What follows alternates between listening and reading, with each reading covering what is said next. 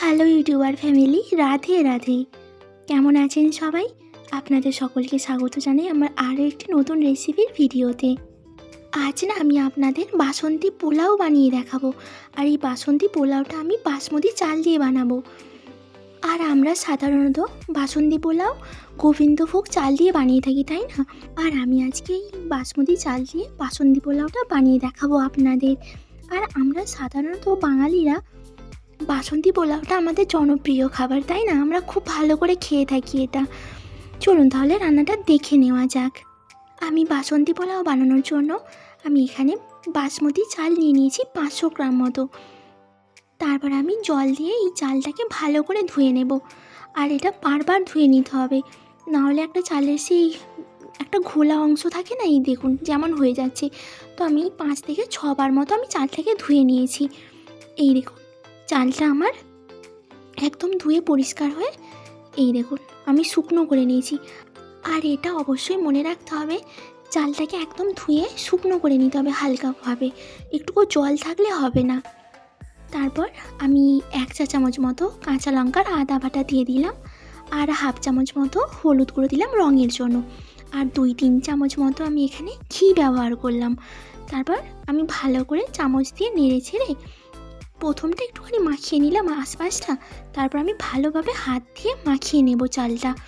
আর এই চালটা ম্যারিনেট করাটাই মেন। ভালোভাবে ম্যারিনেট করে চালটাকে মিনিমাম 10 মিনিট মতো রেখে দিলে ভালো হয়। এই দেখুন আমি ভালোভাবে চালটা ম্যারিনেট করে নেব। এই দেখুন আমার এখানে পুরো চালটা মশলাগুলো মাখানো হয়ে গেছে। চলুন এবার রান্নাটা করে নিই। প্রথমে আমি একটা কড়াই নিয়ে নিয়েছি। তারপর আমি কিছুটা পরিমাণে আমি এখানে ঘি দিয়ে নিলাম। আর আপনারা চাইলে না ঘিটা স্কিপও করে দিতে পারেন। আপনারা এখানে চাইলে সাদা তেলও ব্যবহার করতে পারেন। তারপর আমি কিছু গোটা গরম মশলা দিলাম, দারচিনি, এলাচ, লবঙ্গ কিছুটা পরিমাণ করে দিয়ে নিয়েছি। তারপর আমি এখানে কিছুটা কাজু আর কিছুটা কিশমিশ দিয়ে নেব। তারপর এই কাজু আর কিশমিশটা আমি ভালো করে ভেজে নেব।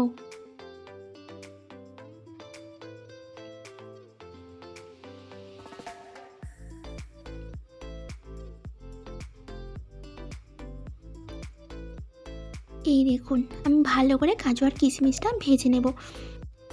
আর তারপর কাজুটা আর কিশমিশটা হালকা লাল বর্ণের হয়ে আসার পরে আমি এখানে চালটা দিয়ে নেব।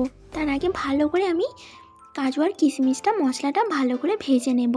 এই দেখুন কাজু আর কিশমিশের যে কালারটা চেঞ্জ হতে শুরু হয়ে গেছে, তাই না?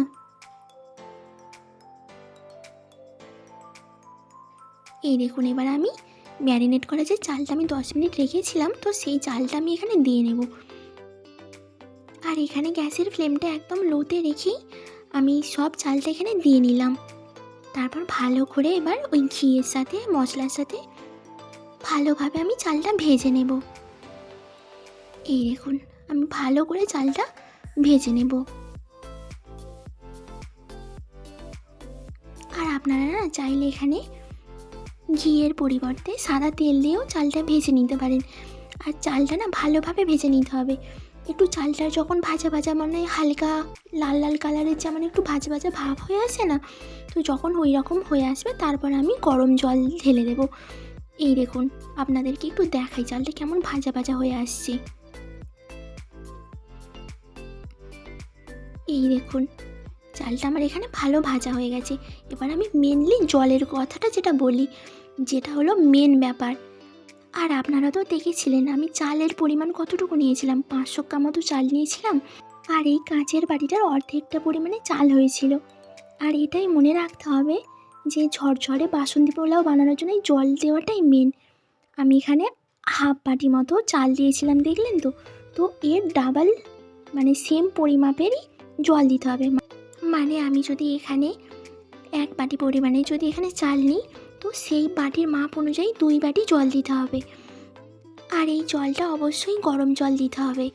তারপর আমি এই পোলাও বানানোর জন্য আমি স্বাদ মতো চিনি দিয়ে দিলাম। আর আপনারা এখানে যদি বেশি মিষ্টি পছন্দ করেন তো বেশি মিষ্টি দেবেন, আর কারাও যদি কম পরিমাণে মিষ্টি খেতে পছন্দ করেন তো অল্প চিনি দিলেই হবে। আর তারপর আমি হাফ চামচ মতো স্বাদ মতো লবণ দিয়ে নিলাম। তারপর চালটাকে ভালোভাবে হালকাভাবে নেড়ে চেড়ে নিয়ে আমি একটা ঢাকনা চাপা দিয়ে 10 থেকে 15 মিনিট মতো আমি সিদ্ধ করে নেব চালটা। এই দেখুন আমি কিছুক্ষণ পরে ঢাকনা খুলে দেখছি আমার এই চালটা অর্ধেকটা সিদ্ধ হয়ে আসছে। তো এইরকম মাঝে মাঝে চেক করতে হবে, না হলে না একেবারেই ঝরঝরে এই বাসন্তী পোলাওটা তৈরি হবে না। এই দেখুন আমি অল্প অল্প করে ঢাকনা চাপা দিচ্ছিলাম আর অল্প অল্পভাবে আমি এক একবার চেক করে দেখছিলাম। আর তারপর আমি খুব হালকাভাবে আলতোভাবে এই চালটা একটু নেড়ে চেড়ে দিচ্ছিলাম, উপর থেকে নিচের দিকে হালকাভাবে তুলে দিচ্ছিলাম। এই দেখুন পোলাওটা হতে এখন একটু বাকি আছে, এই দেখুন একটু রস রস ভাব আছে।